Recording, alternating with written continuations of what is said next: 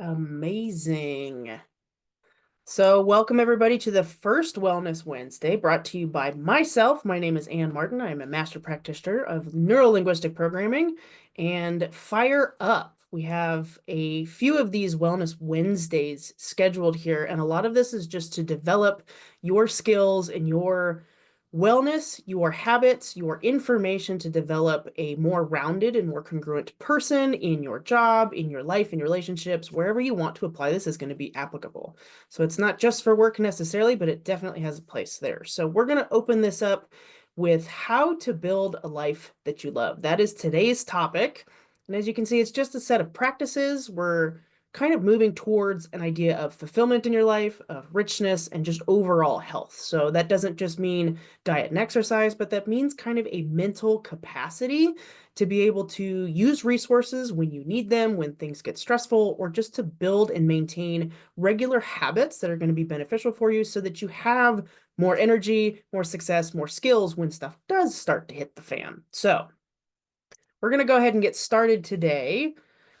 Quick little introduction for those of you that haven't met me before. Like I said, I'm a master practitioner. I am a first responder of almost 15 years at this point. I am a facilitator, a teacher, a coach, and I love bringing transformation to people, whether it's one-on-one coaching or in groups like this or in group work like breath work or group retreats. I love bringing transformation to people, whether it be small or huge or just those little moments that really make the difference in people's lives. What got me interested in this work is I had a traumatic brain injury, and that evolved into me just finding so much amazing work in recalibrating the brain after mine was injured. But anyone can do this. We call it neuroplasticity in the world of psychology, and having the ability to change your mind, and to change your habits, and to change how you think and how you work between your mind and your body can be really, really impactful. And it's also important, especially if you find yourself stuck somewhere. So the intention just for today, provide you with a focused presentation that allows you to learn something that you haven't recognized before and have the motivation to take action. And that's going to be pretty consistent for each of these Wellness Wednesdays. And I'm excited to bring you guys something that you probably haven't heard before, or at least in a way you haven't heard before. So why do we care about building a life that we love? It can help to define what you want. So the reason why we want to know what we love is we're able to define the things that are actually moving us forward, the things that we love, the things that we like, the things that we're happy with, the things that bring fulfillment and satisfaction in our life. Sometimes it's easier to figure out like, oh no, I really don't like that. Like me, I'm not a fan of papayas. Don't like papayas. Okay, if I don't like papayas, what do I like though? Well, I really like avocados and strawberries, and I'm picking food here because it's an easy example. It's very tactile. So why do I need to figure out what I love? Well, it starts with what I don't love, and it gives me a direction to move into. If I really understand what I love and I'm able to define it, know what it is and what it's not, then I can really fulfill that concept to build and bring the life that I love. With building a life that you love, it also helps if you know kind of your why. Why do you want to build a life that you love? Well, it brings me more feelings of happiness and joy and surprise and whatever that looks like for you. Your why is usually tied to your purpose somehow. For me, my purpose involves giving back to people, it involves growing, and it involves being in a community with other people that also have this similar feelings and beliefs that I do. That's kind of that purpose or that why for me. That's going to be very individual to each of you, which is amazing. And you need to be able to figure out what that is for you as well. So make sure that you know what you love and give it a direction and understand kind of your purpose and why you're going in that direction, because that will help build, especially when things get difficult, a direction that you can continue to work towards. So with this direction, the more detail we're able to put on this life that we love, the easier it is going to be able to kind of calibrate and figure out when we're moving towards this life that we love, what's working and what's not, or what it is and what we're missing the mark on. It also helps to build a life that we love to know why we have some accountability. So accountability can look like accountability buddies, so someone else that's doing it with you or around you, writing things down and then figuring out what's working and what's not working. And like I said, if you are able to figure out that direction, that why, that actual definition of what you want, you can figure out on alignment the things that you're doing. Like if I really love eating nutritious, healthy food, and that's part of the life that I love, I'm going to know that Reese cups, though I also love them, should not be a main part of my diet. So my accountability is I could have like a Reese cup a week, and that's still a life that I love because I love my Reese cups and it's in moderation. So I'm still building the healthy life that I love by eating whole foods, and I'm still enjoying a moment or two each week with my Reese cup. So the accountability part helps making notes of it or being able to track it in some way. And lastly, here, we want to build a life that we love because it's fulfilling, it's fun, and it brings in that learning concept, that self-development concept. So we're bringing about some more experiences that we truly value. For me, that's fulfillment, fun, and self-development. That can look like a little bit of different things for you. If you really want to see sunsets for a living, that would be something that you need to incorporate in that life you love. Kind of coming back to defining what that is. If you want to see a sunset every single day outside, you better plan for a life that you love that has access to sunsets outside. All right. So what is this? Well, it's going to be different for each and every one of you, but I'm going to tell you how to do it too. So a life that you love, so the term love is going to be different for you than it is for me.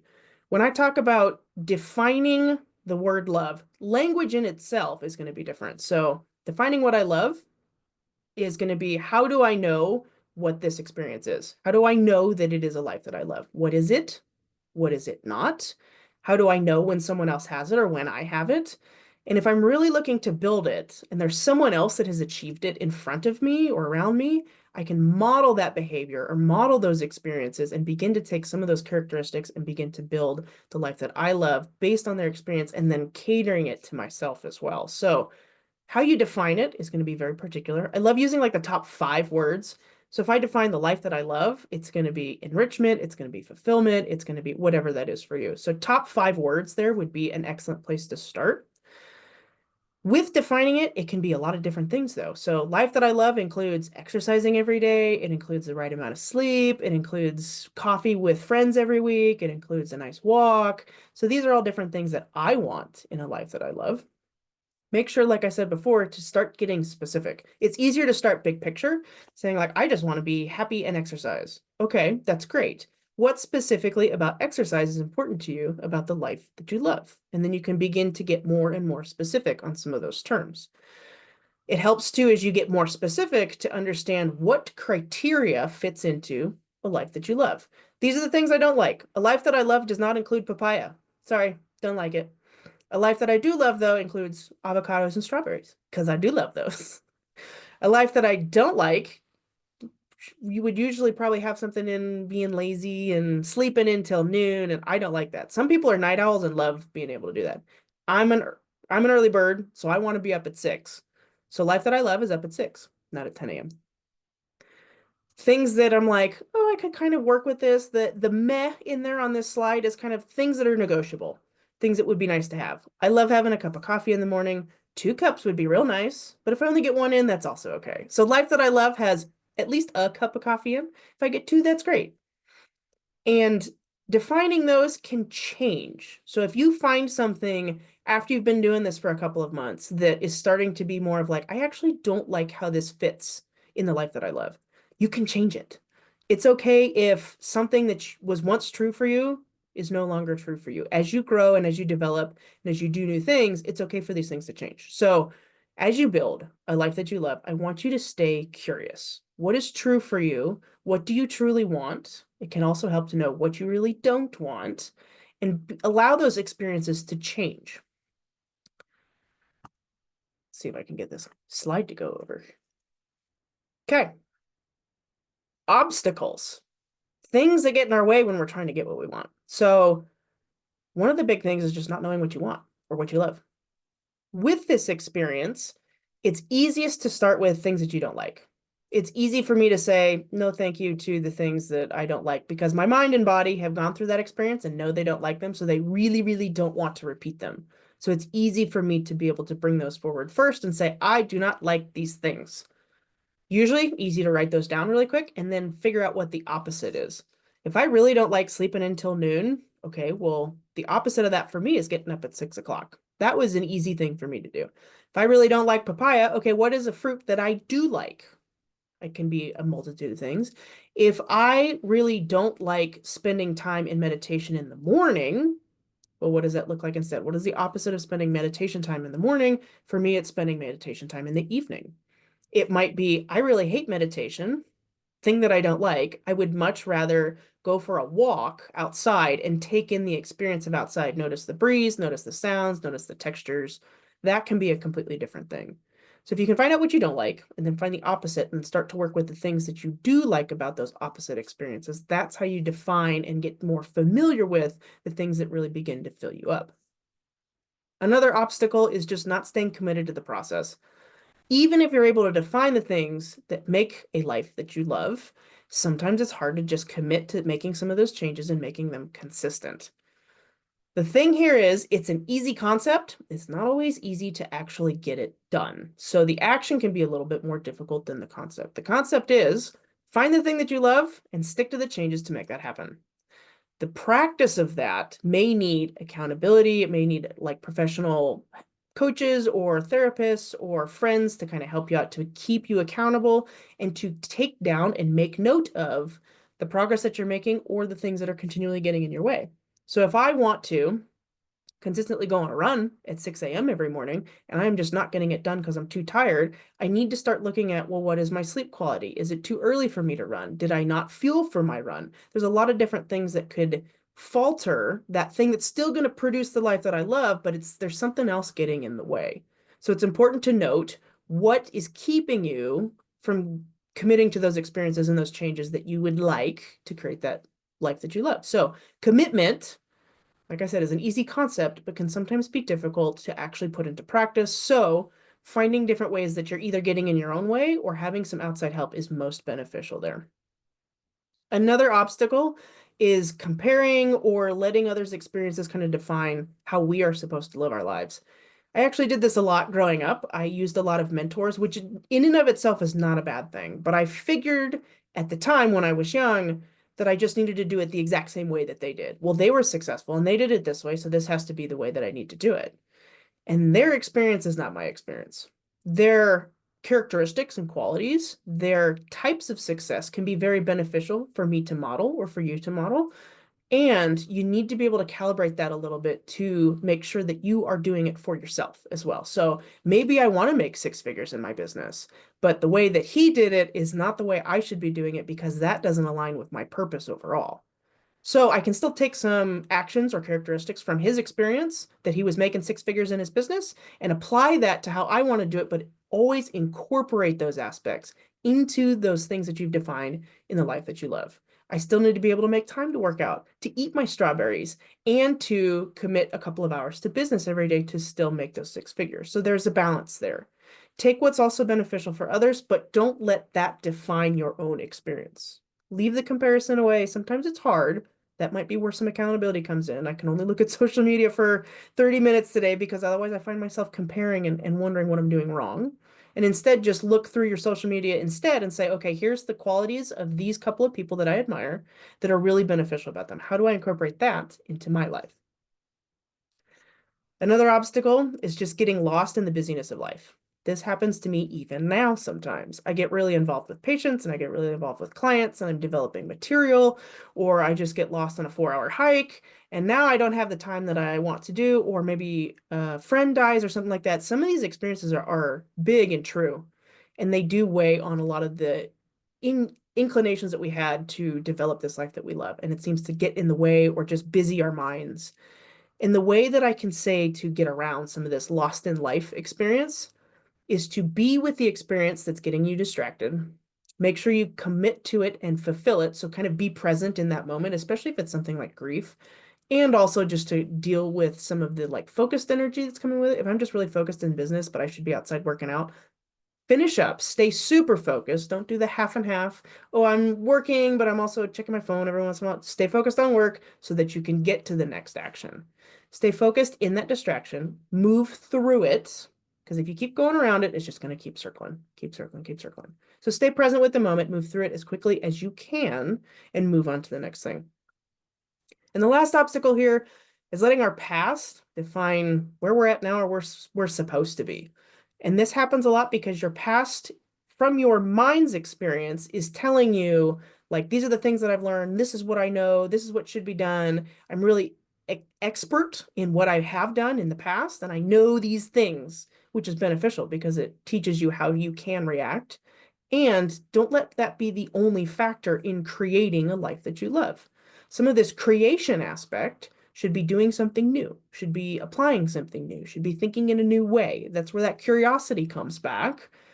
Don't let the past be the only experience that you take into your future. There's other aspects that you can learn, that you can experience that are new to you that will take a little bit of vulnerability because your mind doesn't like new things technically. It could be dangerous, so it's a little bit hesitant. You push past that hesitancy, you push past that vulnerability just a little bit to invite some new experience at a time. I don't want you to blow into an entire new life because your past experience is valuable, but it is not the only thing that you should be considering to move forward. So, how to do it. This is the actual busy part of it. Like I said before, spend some time defining what you love. What is it? What is it not? How does it look for you? How does it sound for you? What are you doing consistently? What are you not doing consistently?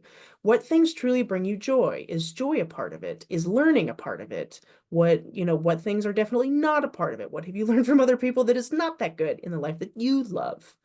You can take things from other people, but also cater them to yourself.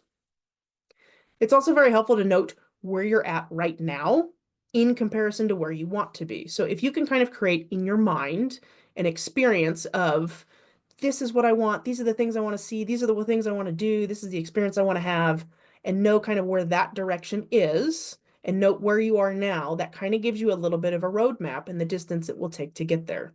And it can be a really short distance, and you can make little goals that way, or it can be a really 20-year life that I love that's way out in the distance. You can do both. And noting where you're at now and where you want to be is going to help give you the steps to get there. So into this next step is create a handful of milestones from here to there to know where I'm at now and where I need to be. Okay, there's 3 really big positive things I need to do to get to this place. I like to do 3. You can do as many as you need to, but the milestones help me calibrate on what I'm doing correctly through this process for me and what I need to improve on or change to try and get to this space, right? Once you have the milestones, okay, I have 3 big steps that I need to get before this life that I love that maybe I've projected to be 5 years from now. The action plans are like the sub steps under those milestones. So I talked about getting more specific with some of these things. If my first milestone is making $50,000 in my business in the first year and working out 3 times a week, then for the milestone, I need to know that I'm committing to going to the gym 3 times a week. And I started at 30 minutes at a time, and now I'm doing an hour every time. And to make 50,000 in my first year of business, I need to have this many clients at this rate. So with each milestone, I'm just getting more specific on how you accomplish that. And that's how you create an action plan. So where you are now, where you're going, create 3 milestones, 3 to 5 usually is a good one, and then start creating more specific on those milestones that will create your action plan. It helps to note, like on a piece of paper, whether it's journaling, some sort of tracking system to know where you need to make adjustments. And this is kind of my coaching hat definitely going on here rather than a wellness hat. The more you keep track of and the more you plan to move forward, the more successful you're going to be. If you have a way of accountability, if you have a way of commitment, that's when you're going to see more success. I'm not saying it's the only way, but it has definitely shown to help. Through this process, it also really helps to know what gets in your way. I can tend to get distracted by a lot of different projects. I have smaller consultations within my life that I love getting off track on, I should say. It's still part of my business. It's still part of my commitment and my purpose, and I love them. But if I'm not staying focused on my thing for 2 hours, my mind is all over the place. I'm thinking about art. I'm thinking about outside. I'm thinking about all those other things. That gets in my way. I know it does. So I will put on headphones. I will make the room dark. I will close all the doors and say, okay, for 2 hours, I am committing to my business because I want to make 6 figures. Then I can have another hour to do those other things that are still fulfilling to me. Consistency is key here. And it doesn't have to be perfect consistency. Showing up and mastering showing up is so much more important than making that effort perfect. There was a study done where these students in an art class, there were 2 groups. One group was said to make, throughout the semester, 1 perfect piece. That was their only goal through the whole semester, was just to make 1 piece perfect. The other group was told to make as many pieces as possible. don't care about the quality. And by the end of that semester, the people that created the most pieces had better quality pieces overall. That kind of comes into the effort that you put in consistently will matter more most of the time rather than the effort you give on a couple of times. Effort is important, but I believe consistency is more important. So keep that in mind that even little bits of action towards your goal make a difference. Like I said before, modeling excellence or asking for support can also be super beneficial here because someone else has probably done something similar or maybe even the exact same thing that you're trying to do. Maybe the life that you love is very, very similar to someone else, and it can help to sit down with them for a little bit and just ask them a couple of questions. What were the hardest things for you getting started out? What are the things that you don't even think about anymore that you do all the time? They're unconscious behaviors that are really consistent for them that just develop that life that they really love. Who are they as a person? What qualities do they admire? What values do they have? It can help to sit down with those people that have an excellence model in your mind and just ask them about some of the things that make them who they are, if you truly admire that. And then, like I said, take all that information and then cater it slightly to you. Make those adjustments to make it something that you love. So things are going to change. That's one of the absolutes. We call them universals that I will tell you things are going to change. I have no idea what, but it will. It's inevitable. So what are you going to do when things start to change? When you have this plan, when you're working really well, you're being consistent, and a huge wrench gets thrown into your face. This is where you're going to develop resources. Now, this can look like energetic resources. This can look like habits for self-development and self-compassion. This can just look like consistencies that you're going to do non-negotiable, like I'm going to eat a healthy breakfast every single day. I don't care where I am, but I'm going to make the choice to make sure that that sets me up for a really powerful day, regardless of what's going to happen today. This can look like different kinds of resources with people. If I really am starting to struggle and I can't utilize the capacity of my own will today, I'm going to call on two really particular people to help me out, to either give me a pep talk, to help me see my situation with a different perspective, or really just to give me, some good advice of like, man, I'm really struggling. What do you have for me today? So people can be a resource. Practices, like I said, my mindfulness practice, my walk every day is super clear. That's the time I give myself for just let my mind run as it may. That's the time of like, I don't care what you think about, just think. That's your job. Just run wherever you want to. That practice helps me think and create more within my mind. It helps me be clearer. It's the same with my meditation practice. It's short every day, and it still grounds my mind and allows me to come back into my body because I tend to stay up here sometimes. This can also look like habits and skills. So when you get weird changes that are unexpected, your habits, like we talked about before, with consistency can help you develop times and experiences that are more congruent and more confident, I should say. So if you really have a good mindfulness practice, if you have a good nutrition practice, if you have a good exercise practice, even if it's short, those things can help boost your energy. So these habits and skills that we're looking for as resources are things that develop you, not take energy away from you. So as you develop these, it's helpful to note exercise maybe in the moment doesn't give me energy, but afterwards I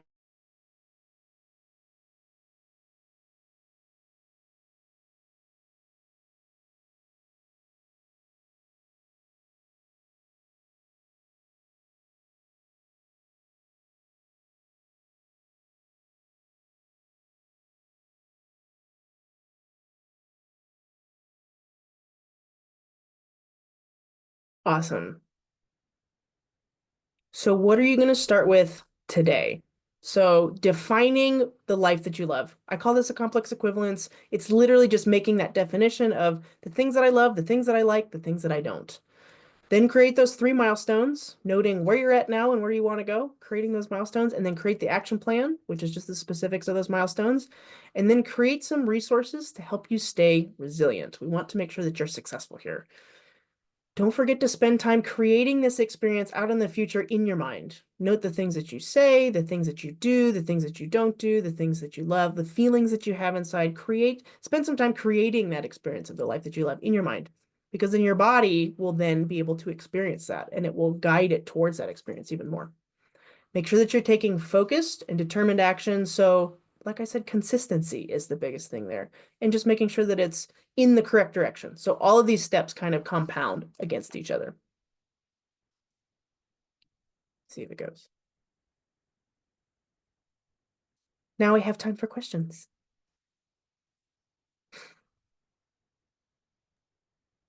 Well, I want to thank you first, Anne. That was amazing.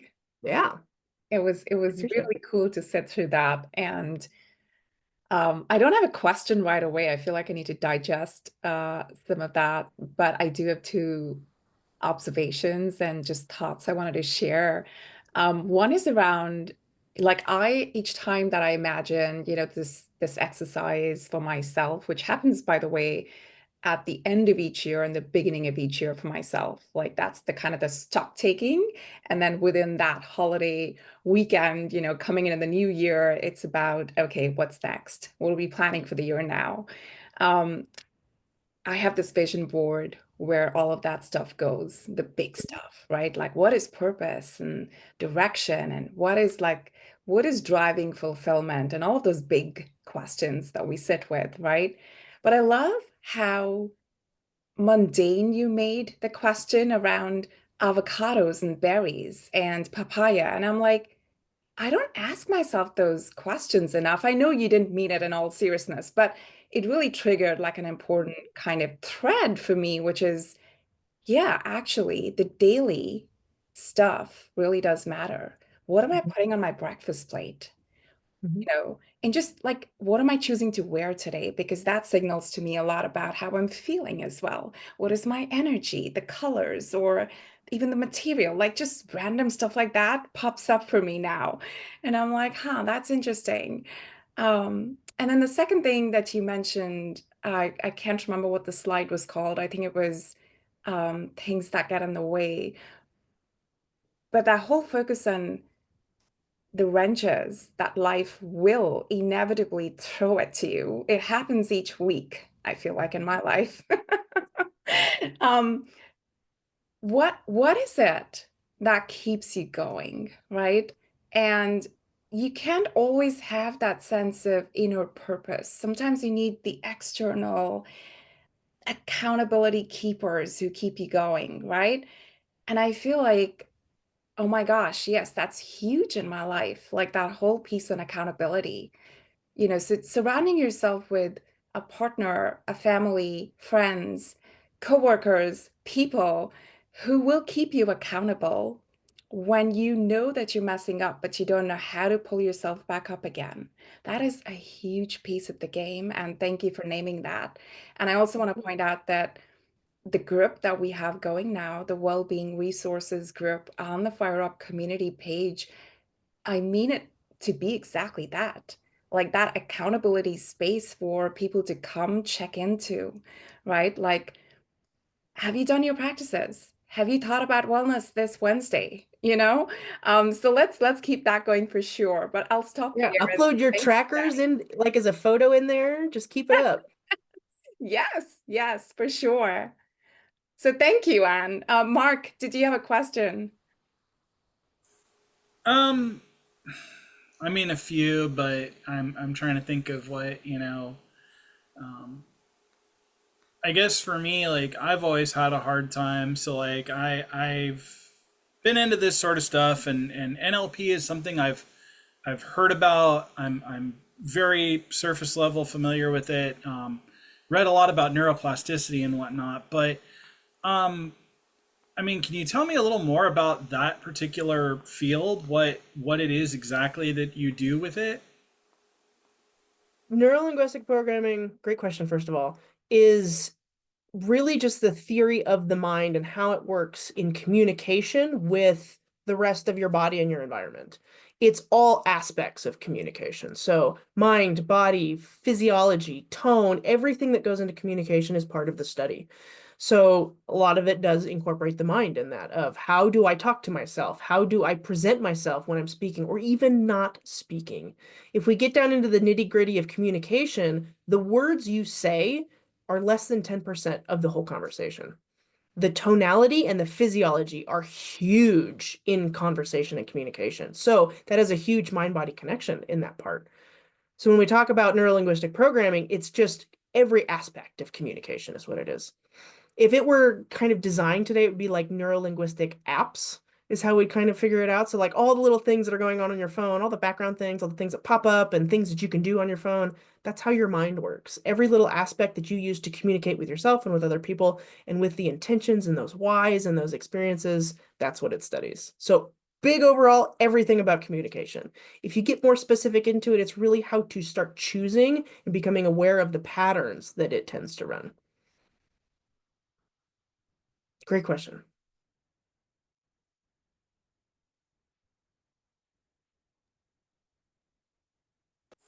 So I guess tearing off of that, since we have a couple more minutes, like, Yeah. what, if you don't mind my asking, what is your background? You had a picture up, looked like you were in Wildland Fire. What was that background there? What was that like? I started Wildland Fire, I think in 2011 or 2012, and I have done fuels crews, engines, hand crews, management, technician. I've done most of the different kinds of positions, working my way up into being a part of a private equipment business that runs contracts with the Forest Service. And I started as a kid of just, I lived in the mountains and I didn't even realize it was a job that you could do. I got excited about it. I did it in the summers to pay for college. And I fell in love with the excitement of it, the adrenaline, being able to like go out and travel. I get paid to camp. I got overexcited about the whole experience. And as I grew up, the injury definitely had an aspect to it. But as I grew up too, the things that I valued, creating this life that I love, started to change. I wanted to spend more time with people in birthdays and weddings and all the things I used to miss while I was out on fire seasons. So that has kind of changed, number one, my role in it, and number two, just kind of how I think about it. And there's still tons of value in it. I went on a couple of fires last year and I love being able to pick and choose. I have enough experience where I can do that now. My fire experience, I loved every minute of it. There were parts that I did not like, but it was all kind of towards that purpose that I love. I wanted the adrenaline, I wanted the excitement. I loved the mission that we were doing. It was fun to lay down fire. I didn't always love mopping up, but it was still part of the experience. So for me, fire was a way to learn more about who I am and what I love, and to figure out the things that, as I grew and aged, the things that needed to change, or I really wanted to change and needed to figure out a way to do that. So my fire experience taught me a lot. I spent 13 years as a wildland firefighter, and I loved almost all of it, we'll say. And I'm happy with where I'm at now. I guess where I go with that is like you kind of touched on it. I mean, how much of this stuff do you? I notice and again, my career took me. I started off in R5 on the Sequoia, went up to R6, ended up in R9 on the Mark Twain. A lot of this stuff, like everywhere, a lot of places I've been, this kind of stuff is a, people are like, yeah, we don't need that, we don't need that, and it's like, no, you really do.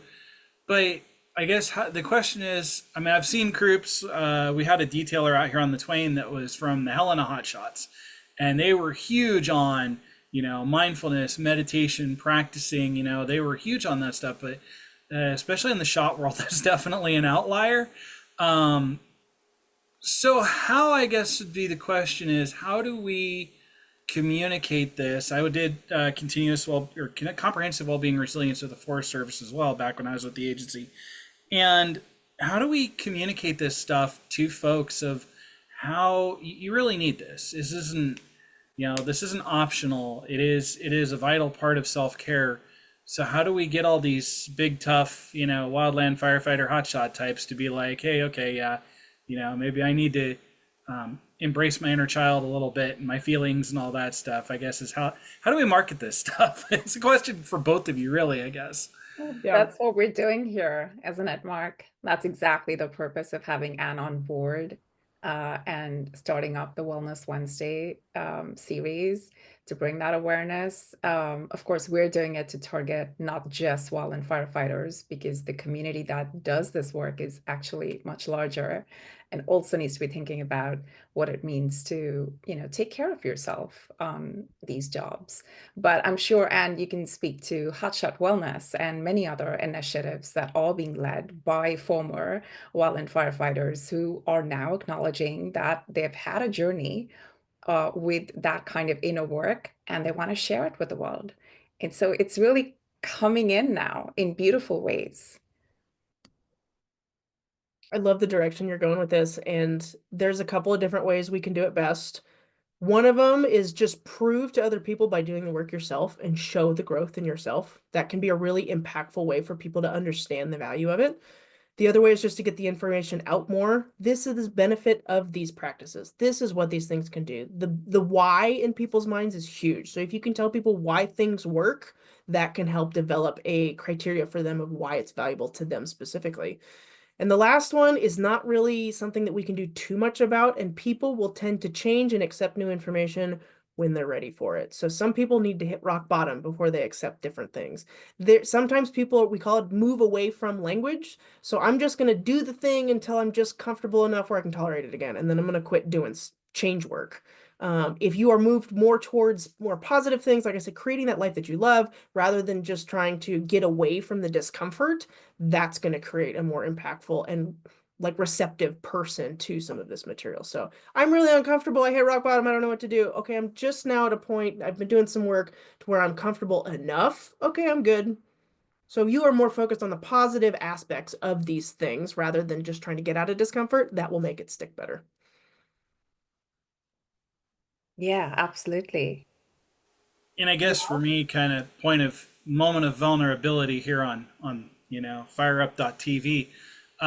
I mean, I really honestly like. I feel like I'm kind of getting that rock bottom. I left the agency in 21, had all these brilliant ideas of what I was going to do and how, man, this is the life. This is going to be great. Life I love, all that stuff. I got real into Tim Ferriss, the 4 hour work week and all that. Got into the dreamlining thing, which sounds very similar to kind of what you're doing. But man, as I kept falling short of those milestones and those things of where I thought I should be, I really, to me, that had a negative reinforcing effect where I was like, man, oh, I had this goal and I fell short. Oh, I had this goal and man, I am so far from here now. And now it's like I look and let's see, it's 2025. So 3.5 years after I left the agency, and I'm like, man, I got the 50 power binoculars out there looking at the goals, and I'm back here. It's like, come on, close the gap, let's go.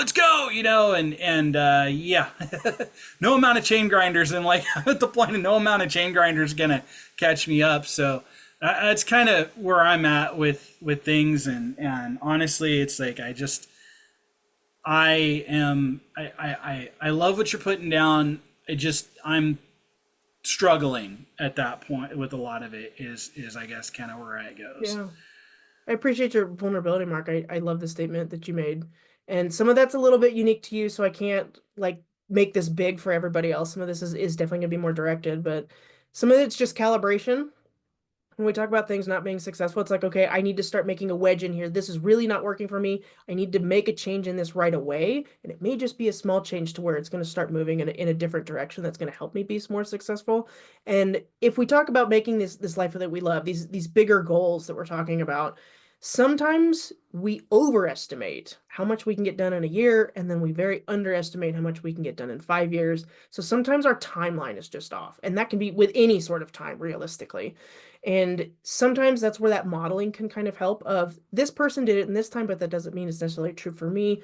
Realistically, based on my energy, based on my skills, based on where I want to go, how much resources I have, money, time, whatever it is, how realistic is this for me to actually get done? And then that's kind of where that calibration comes in too of, okay, I was able to make 10 grand this month. Is this applicable for me to make 6 figures by the end of the year? Yes or no? This is where we kind of get into the math and in some of the details. So some of that really just is calibration, and some of it is trying to focus on, and I love doing this in a feedback sandwich too. You have to remind yourself what you're doing well. You have to tell your brain what you're doing well so it'll continue to do it. Then give it a suggestion to keep going, suggestion for excellence. And again, remind it that you're still doing good. If you sandwich it good in between something critical, your mind goes, okay, I'm doing great. I can celebrate a little bit. I've got momentum, even if it doesn't feel like it in the moment. Okay, here's something that I can work on. And I'm still carrying that positive energy over into like, yeah, I am doing it. I have had success in the last year. I don't feel like it right now because I'm just looking at that goal. But I did some really good things last month, and I should be proud of that. There's a big aspect of celebration in telling your unconscious mind that you are still going in that direction. It also helps to keep track of those things too, so you can note where you're doing well. Yep, and surround yourself with cheerleaders. That's Yeah. what FireUp hopes to be. And Mark? Thank you for bringing all of your talent and expertise to FireUp.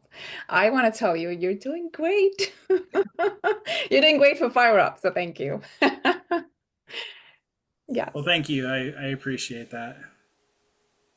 Yeah. Well, thank you so much, Anne. Very We welcome. have gone over time, but I think this was so well worth it. Maybe, we expanded to a 45-minute session for the next few. We'll see how it goes. Mhm. But this is a really, really cool starting point for a lot of cool, just, thought exercises and hopefully practice sessions as well, Mhm. as we regroup in the Yeah. next few weeks. All right. Shefali and Mark, thank you so much for your attendance and your questions. I loved it. Yeah, no Thank problem. you Thank so you. much, Anne. Take care, both. All Speak right. soon. Bye.